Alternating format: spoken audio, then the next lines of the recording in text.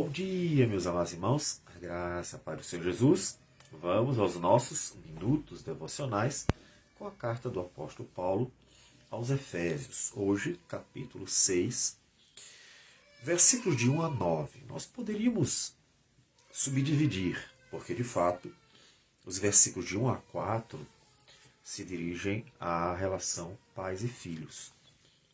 E os versículos 5 a 9, a relação entre o senhor de escravos e os seus escravos, que obviamente é aplicada às relações trabalhistas, né?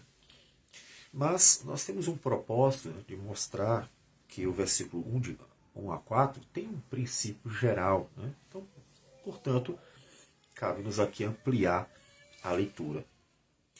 Na verdade, desde o versículo 21, o apóstolo Paulo direciona suas palavras para as relações humanas.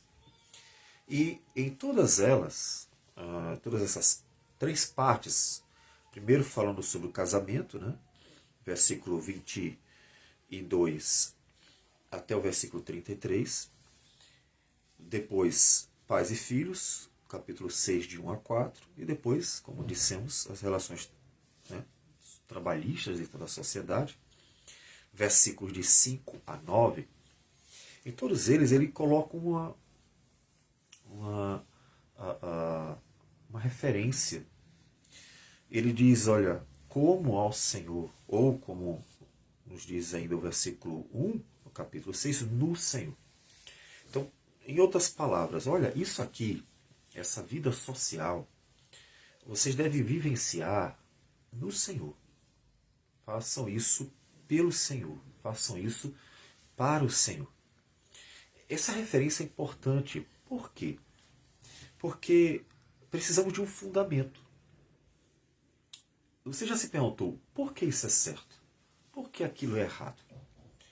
Se tratarmos qualquer norma, qualquer lei, qualquer regra, qualquer valor moral, com uma convenção meramente social, em que, bom, um grupo estabeleceu que é certo entre eles, o outro estabeleceu de outra forma o que é certo entre eles. E o que é errado, obviamente. Quando isso se torna uma mera convenção social, acontece um problema. É que facilmente pode se desfazer, porque a autoridade por trás é o próprio homem pecador, que inclusive vai errar, com certeza, várias vezes nas suas normas, né? Elas precisam ser revistas às vezes, né? Então, há uma necessidade de que haja uma autoridade mesmo, absoluta por trás, né? Então, nesses três textos, há uma autoridade por trás ou por baixo, né? Há alguém que é a base para que a sociedade caminhe assim. E ele sempre coloca o Senhor. Então já o primeiro estímulo, antes mesmo da leitura, faça tudo isso pelo Senhor. Faça tudo isso para o Senhor. Faça tudo isso para a honra e glória dele, por amor a ele. E servindo de estímulo aqui, lembre-se do que ele fez por nós, né? Então aí vem um outro ponto, né? O que Deus fez por nós graciosamente, motivando-nos a viver para a glória dele. Não que isso seja a razão. Se ele não tivesse feito nada, teríamos o dever de honrá-lo por quem ele é. Porque ele é o Criador, ele é Deus, ele é o Senhor, ele é o Salvador. Então, é o sustentador, né? Quem ele é a razão para ser obedecido. Mas este é o grande estímulo. O estímulo é, olha o que ele fez, né? A iniciativa dele para conosco, né? Na cruz do Calvário, mostrando o seu amor. Isso é uma iniciativa que motiva-nos a se dedicar a ele, né? E a Bíblia nos mostra essa motivação para que a gente faça tudo com gratidão, né? Significa, ele fez algo, né? Viver com gratidão é, opa, eu recebi alguma coisa primeiro, né? Primeiro eu recebi, depois é que eu estou dando a ele. Na verdade, nunca é o contrário, né? Na ordem da salvação, ele sempre toma a iniciativa. Ele fez por mim. Eu só estou vivendo agradecidamente. Então, o apóstolo Paulo diz o seguinte, vamos para o texto, né? Filhos, obedecei a vossos pais no Senhor, pois isto é justo. Honra teu pai e a tua mãe, que é o primeiro mandamento com promessa, para que te vá bem e sejas de longa vida sobre a terra. E vós, pais, não provoqueis vossos filhos à ira, mas criai-os na disciplina e na admoestação do Senhor. E continua. Quanto a vós outros servos, obedecei a vosso Senhor segundo a carne, com temor e tremor, na sinceridade do vosso coração, como a Cristo, não servindo à vista como para agradar a homens, mas como servos de Cristo, fazendo de coração a vontade de Deus, servindo de boa vontade, como ao Senhor, e não como a homens, certos de que cada um, se fizer alguma coisa boa, receberá isso outra vez do Senhor, quer seja servo, quer livre. E vós, senhores, de igual modo procedei para com eles, deixando as ameaças, sabendo que o Senhor, tanto deles como vosso, está nos céus, e que para com ele não há acepção de pessoas. Então observe que nos dois casos, e como nós falamos ontem também, há uma referência importante, é para Deus, por Deus. Como você deve fazer a Deus, faça em relação ao outro. Então essa relação é importante porque se você olhar para o pecador, se o marido olhar para a mulher pecadora, ou a mulher olhar para o marido pecador apenas, muitas vezes não terá estímulo para fazer o que deve ser feito. Porque vai olhar, ele não merece, ou ela não merece. Se os filhos olharem para os pais, são pecadores. Os pais olharem para os filhos, são pecadores. Também, muitas vezes, vão dizer assim, mas ele não merece. Ou eles não merecem. E não vai ter um estímulo, né? Por que eu vou fazer uma coisa boa, uma coisa certa, se a pessoa só faz coisa errada comigo, por exemplo? E do mesmo jeito, e aí talvez até mais ainda, né? Porque não existe uma relação familiar, fica mais distante ainda, nós temos a questão do, imagina, um escravo, né? Servos, obedecer a vosso senhor. E o escravo que deveria fazer o melhor, que deveria obedecer ao seu dono. Dono não é pai, não é mãe, não é marido, não é esposa, não é um dono. E ele diz para fazer isso como ao Senhor. E aí, depois ele também diz, né, que os senhores deveriam tratar bem os seus servos. Aí você imagina, olhar o pecador, né, e tanto de um lado quanto do outro, não há estímulo para fazer. Então, esse é um ponto que ajuda muito, principalmente naqueles momentos em que não há um estímulo natural, um estímulo horizontal, um estímulo na relação social para se fazer o que é certo, para se fazer o que é bom. Por quê? Porque o outro não estimula. O outro é um pecador, o outro termina fazendo o oposto. Né? Às vezes até é interessante que você já está planejando uma coisa boa, a pessoa vem com uma coisa ruim. E aí você, poxa vida, parece que não quer receber o que é bom. Então, esse tipo de problemas que aparecem naturalmente nas relações sociais desestimulam. E o apóstolo Paulo dá um estímulo importante. Ele diz, olha, faça para Deus. Não faça olhando para o outro. Faça por Deus. Ou seja, o marido amar a esposa por amor a Deus. A esposa se submeter ao marido por amor a Deus. Os filhos obedecerem aos pais, respeitarem os pais por amor a Deus. Os pais educarem bem, cuidarem dos seus filhos por amor a Deus. Os servos, os escravos, que claro, hoje a gente vai aplicar as relações trabalhistas. O funcionário, por exemplo, né? Tratar bem, ou cuidar bem do seu trabalho, fazer tudo direitinho, tudo certinho, não ser preguiçoso, né? Se dedicar bem, por amor a Deus. E o dono, né? Que seria na época o senhor, né? O dono, o proprietário, o chefe, né? Cuidar bem, também fazer o melhor para o seu funcionário, por amor a Deus. Então, o estímulo faça por Deus. Esse é um estímulo muito importante, porque é um estímulo absoluto. Há algo em Deus que não existe em mais ninguém. Ele é o único ser imutável. Ele é o único ser absoluto. É o único ser em que o amor é amor de verdade. Não tem meio amor. Em Deus é amor completo, é amor verdadeiro, é a virtude plena. Em Deus a justiça plena. Em Deus tudo é perfeito, tudo é pleno, tudo é harmonioso, é absoluto. As promessas não são quebradas, o seu relacionamento, seu comportamento,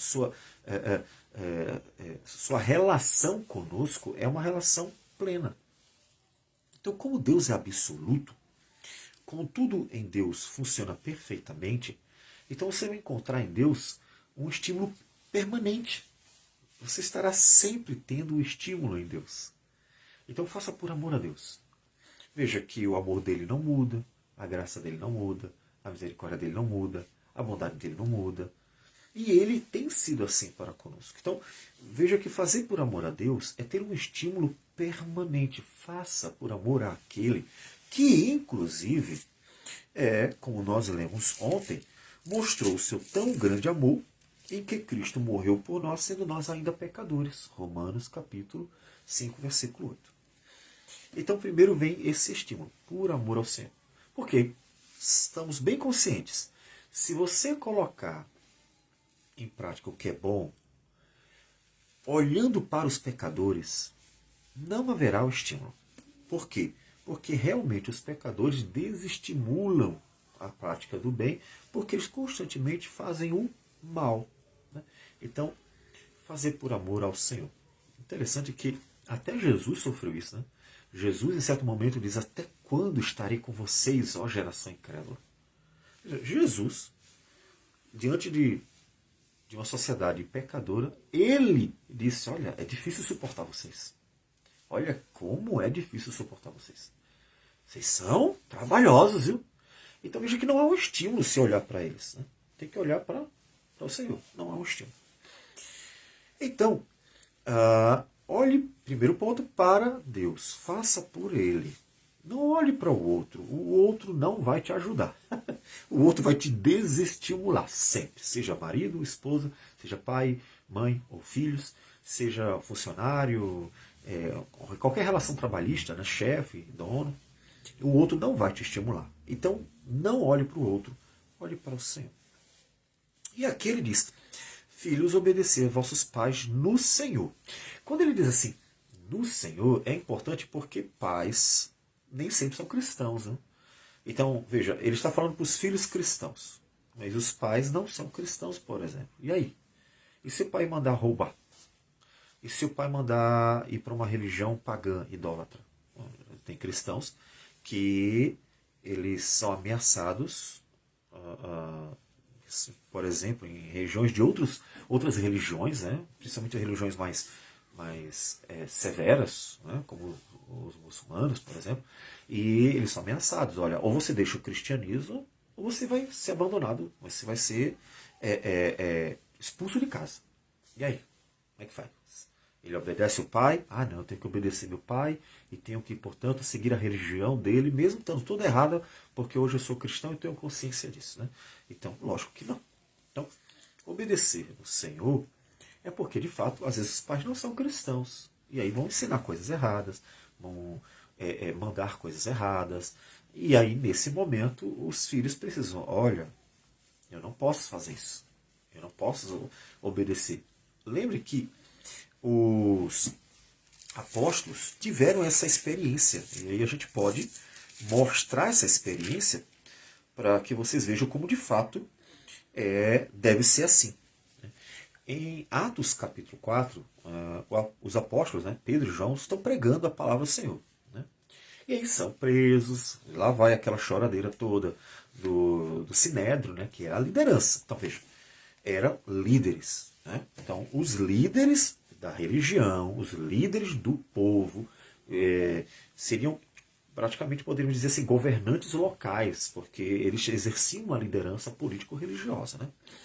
Os líderes, né, vão lá e reclamam e ameaçam, dizem assim: vocês não podem pregar mais em nome de Jesus, vocês não podem mais falar dele de jeito nenhum. Então, eles brigaram e proibiram, tá certo? Eles proibiram eles de falar em nome de Jesus. A resposta de Pedro e João é a seguinte, Atos 4:19. Mas Pedro e João lhes responderam: julgai se é justo diante de Deus ouvir-vos antes a vós outros do que a Deus, pois nós não podemos deixar de falar das coisas que vimos e ouvimos. Então veja que é bem prático isso. É exatamente a dúvida que você pode ter. E aí, se meu pai, minha mãe, se alguém que tem autoridade sobre mim, um governo, por exemplo, né, mandar fazer alguma coisa que seja errada diante de Deus, como escolha de uma religião, por exemplo, ou praticar algum crime, seja lá o que for. Mandar fazer alguma coisa errada diante de Deus, e aí, o que eu faço? Porque Deus já mandou obedecer. Então eu faço porque Deus me mandou obedecer aos pais ou às autoridades? Não. E aí temos um exemplo bem claro. Os apóstolos, quando foram proibidos de testemunhar sobre Jesus, a sua morte e ressurreição, de pregar a palavra de Deus, eles responderam: olha, não é justo isso. O que vocês estão nos mandando fazer, não podemos fazer. Porque não podemos desobedecer a Deus para obedecer vocês. Então, o apóstolo Paulo está consciente. Inclusive, ele mesmo passou por isso várias vezes. Ele teve que desobedecer muitas autoridades, porque eles não poderiam deixar de pregar a palavra. Então, eles precisaram ferir, né, um mandamento, honrar pai e mãe, que se aplica a todas as autoridades, para cumprir um outro mandamento, e até ele mesmo, né?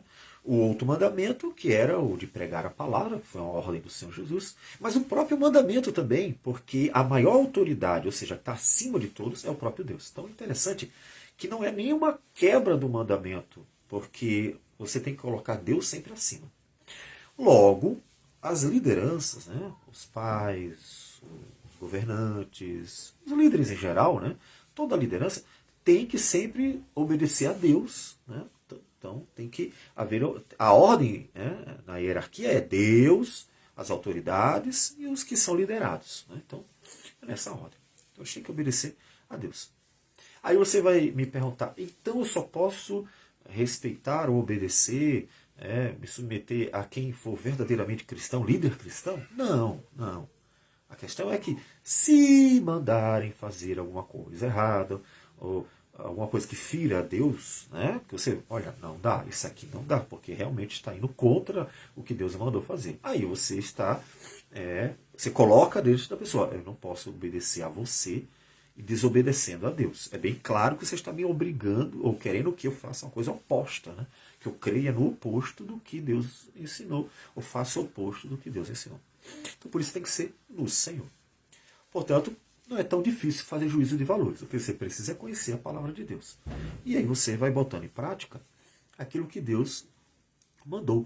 E as pessoas vão dar ordens que não vão ferir a palavra de Deus em forma de linhas gerais. Né? Faça isso, faça aquilo, vá para aqui, vá para acolá, trabalhe assim, trabalhe assado. Essas coisas gerais. Né? Não vai ficar procurando, né, tentativa de descobrir um defeito para poder se justificar. Tá vendo? Eu encontrei uma falha nessa ordem, então eu não vou obedecer. Não, por favor, não é isso. Senão você não vai fazer nada e não obedecer ninguém.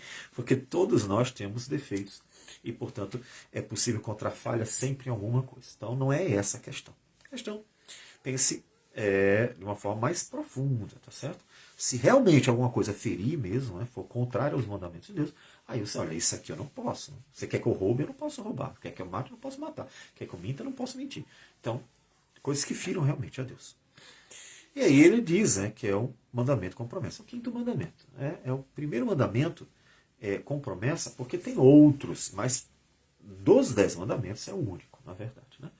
Então, são muitos mandamentos na Bíblia, não só são esses, né? O mandamento dado à igreja de fazer discípulos é um mandamento. Né?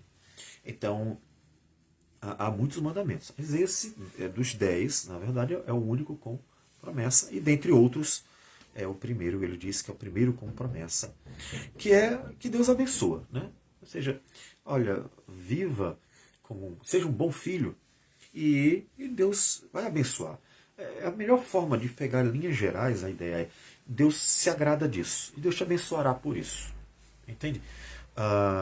Em Provérbios, no capítulo 3, e Provérbios é basicamente o livro que a gente pode dizer que é um pai ensinando seu filho.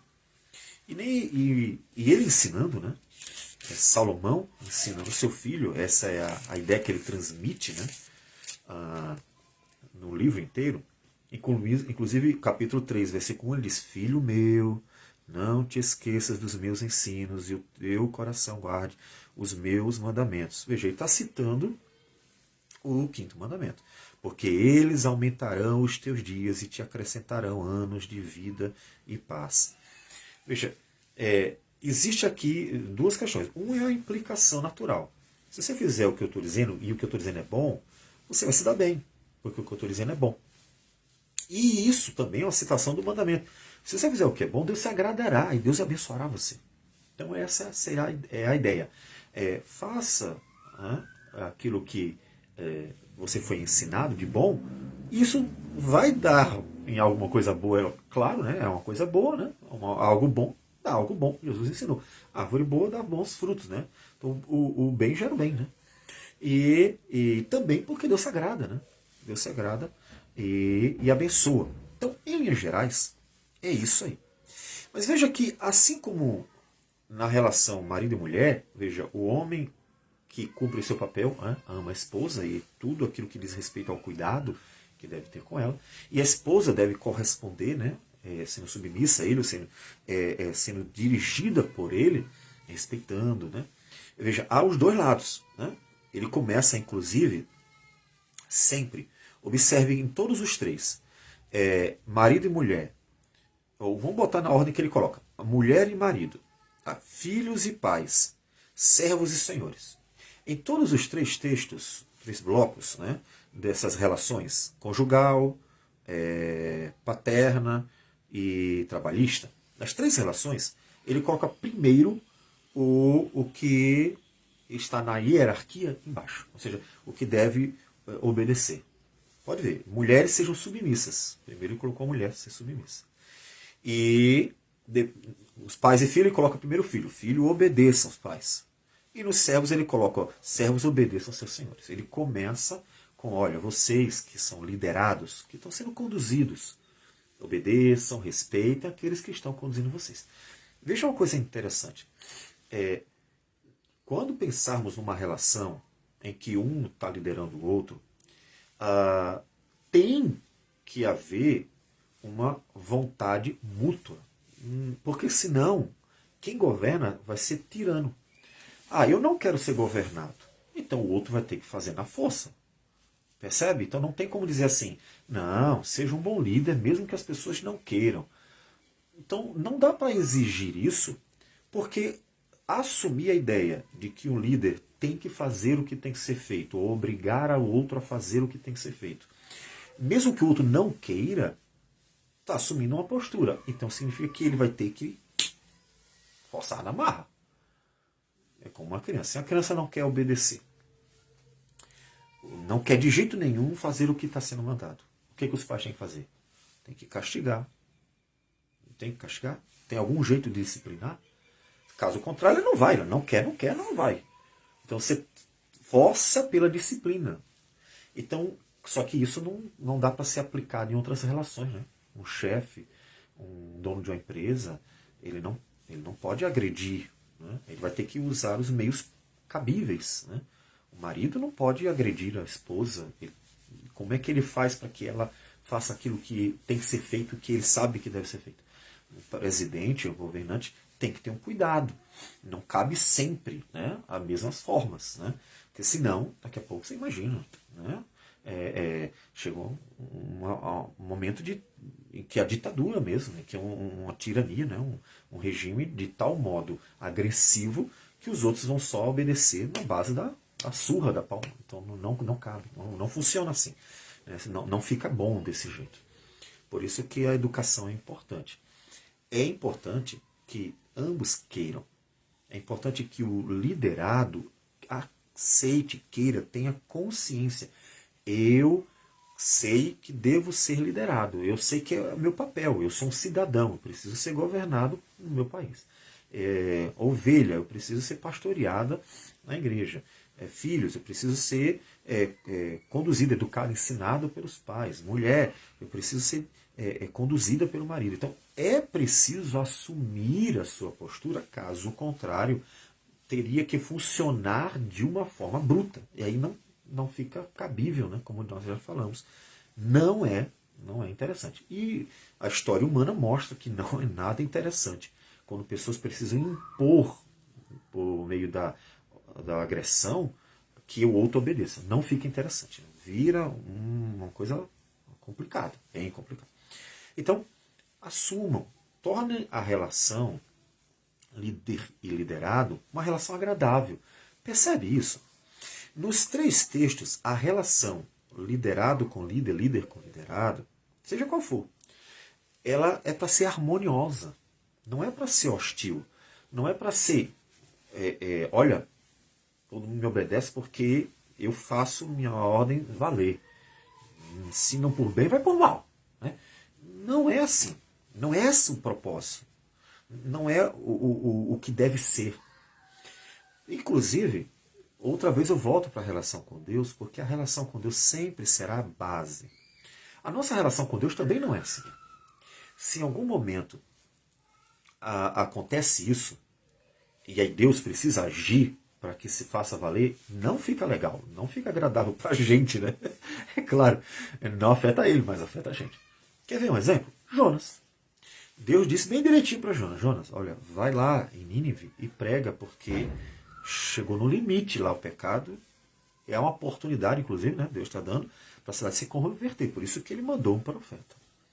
Jonas, em vez de ir, desobedece. Veja, ele não quis se submeter por bem. Foi em direção contrária. O que aconteceu? Tempestade, confusão. E Deus obrigou na marra. O profeta teve que voltar na barriga de um peixe. E foi vomitado na praia. Então a oração dele mostra que ele sofreu com isso. Ele sofreu esse trajeto todo, esse jogado ao mar, quase a se afogar. Não foi legal, então não fica legal. Então não é o ideal. Deus não quer que seja assim, inclusive. Ele não orienta que seja assim. Então é preciso que queiram. Mulheres, queiram ser conduzidas pelo marido. Mesmo eles sejam pecadores, você também é. E não pense que você é fácil, não. Se deixe, por amor ao Senhor. Filhos, queiram ser educados, ensinados pelos seus pais. Seus pais são pecadores, sim, eles são. Mas faça por amor ao Senhor, porque você também é pecador. Funcionários, cidadãos, né? Ou seja, pessoas em outras relações, de liderados com líder, né? Se deixem ser conduzidos. É verdade. O seu chefe pode estar errado às vezes, ou o dono da empresa, ou o presidente da república. Ou seja, os líderes podem errar, é verdade. Mas se deixem ser conduzidos, a menos que eles realmente estejam dando ordens erradas, aí não tem o que fazer, né? Deu uma ordem errada, a gente vai dizer, olha, isso aqui a gente não pode obedecer. Está mandando a gente fazer o oposto do que Deus disse, né? Você quer que a gente faça o que é errado e não o que é certo. Mas caso não seja isso, pode ser que seja até uma coisa que você não goste. Olha, eu não gostei dessa ordem. Tá, mas está errada? Tem alguma coisa errada? Não, mas eu não gostei. Não, então o problema é pessoal. É questão de gosto. Né?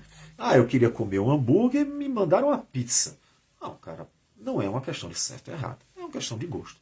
Então, por favor, né, não seja tão mimado assim.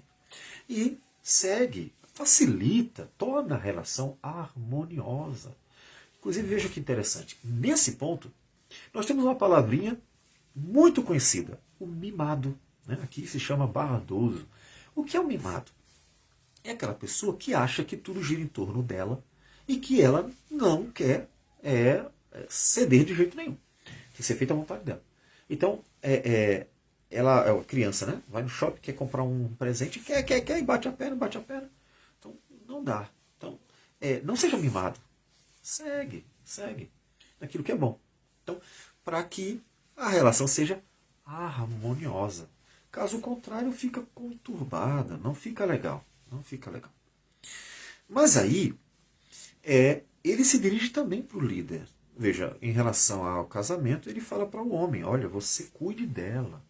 Você a ame, cuide, né? E, em forma geral, já vimos. Em paz, ele diz, e vós pais, e aqui é interessante que ele não usa pai e mãe. Até poderíamos dizer, mas ele está falando pais como nós usamos pais, né? O homem e a mulher.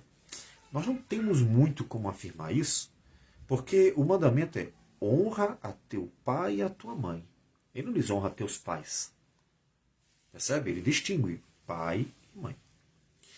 Antes disso, no versículo 31, ele disse outra vez: eis porque deixará o homem a seu pai e a sua mãe. Ele não diz seus pais, como se dirigindo ao homem e à mulher com um termo genérico, né? Que a gente usa em português.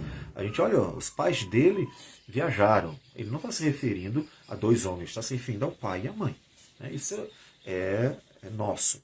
Mas aqui, veja que ele distingue bem direitinho, pai e a mãe. Só que quando ele fala sobre a educação dos pais para com seus filhos, ele não faz a mesma coisa. Ele não diz, e vocês, pais e mães, né, não provoquei vossos filhos a ira. Ele fala para o homem mesmo, pais. Porque a palavra pai aqui sempre aparece relacionado a Deus, ou, nesses poucos casos aqui, ao homem mesmo. É interessante isso. Então, a melhor forma de nós entendermos, à luz do uso do termo, é que ele está se dirigindo ao homem e não à mulher. Probabilidade. A mulher, a maternidade, né, ela tende a ser mais doce.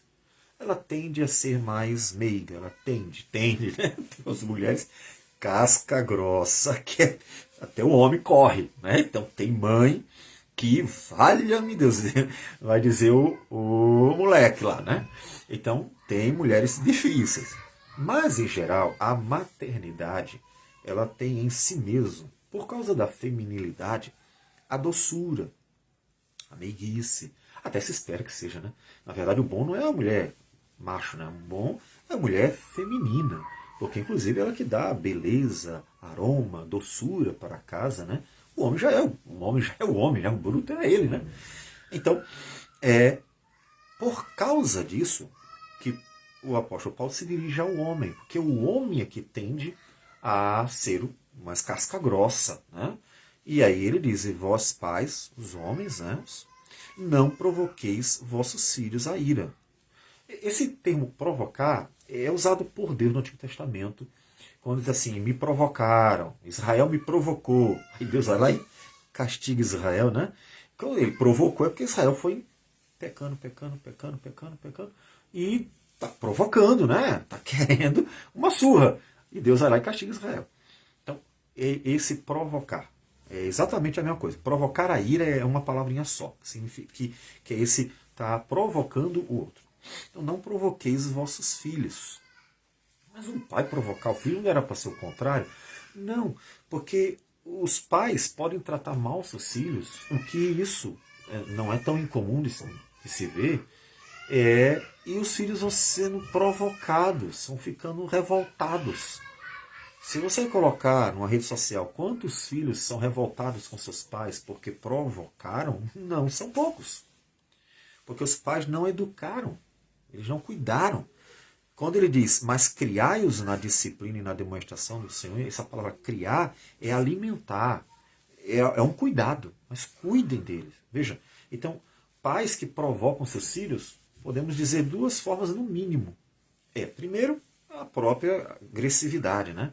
Pais que são rudes, que são estúpidos, que realmente revoltam seus filhos pelo trato. O filho quer um abraço, quer um amor, e só vem patada, né?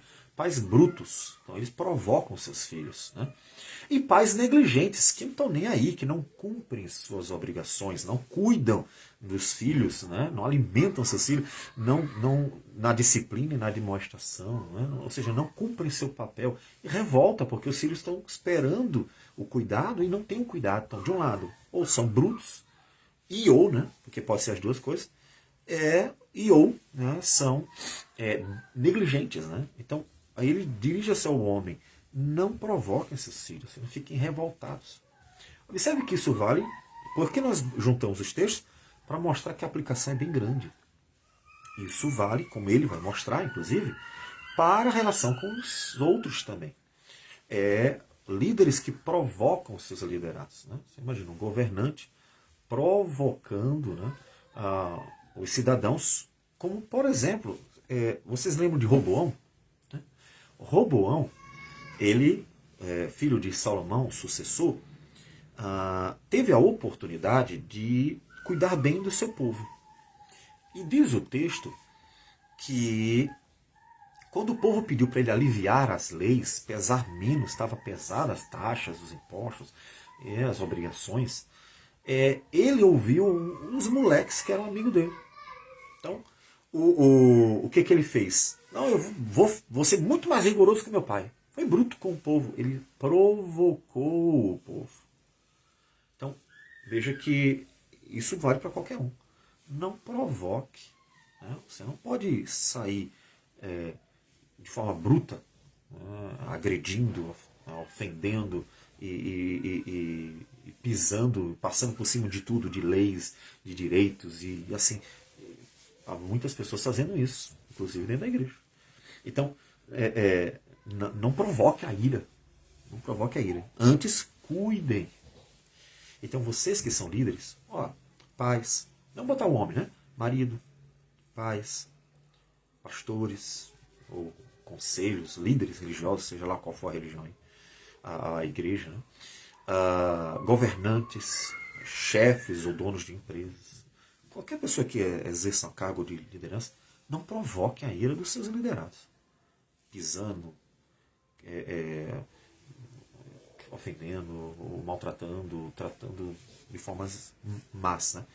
Cuidem. Veja que qual é o papel do líder? Veja, cuidar, criar na disciplina e na demonstração. O que é isso? Eduquem, ensinem, cuidem. A palavra criar, lembre, é cuidar. Inclusive, alimentar. Cuidem deles. Cuidem deles. Então, é cuidar. Então, cuidem.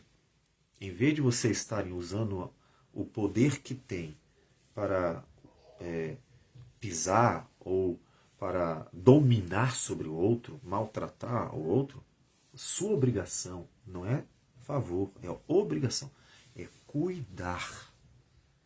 É maior a responsabilidade, quanto maior for o poder que você tiver. Né? Você tem um cargo alto, sua responsabilidade é muito maior. Responsabilidade para quê? Para cuidar. Mas você assumiu a responsabilidade, então cumpra, né? Cuide. Aí você pode ver isso bem direitinho, como eu falei, uma aplicação geral,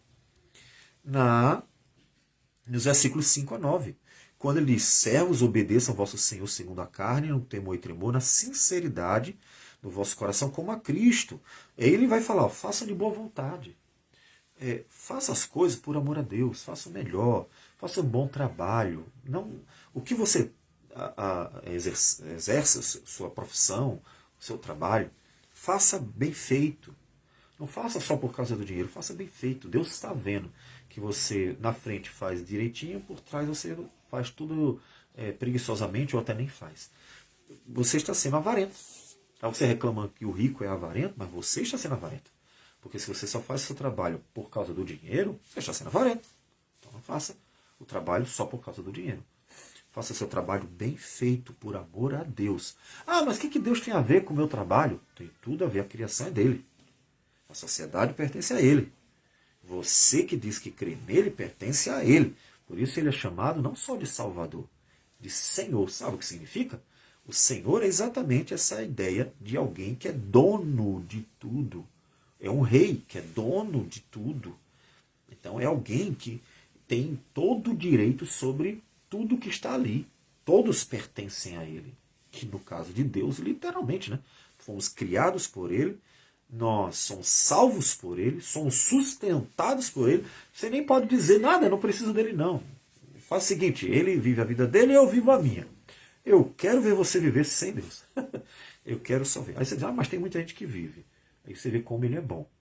Mas em um só momento, se ele disser assim, basta, não quero mais, não vou ficar tolerando mais esse povo que acha que é Deus.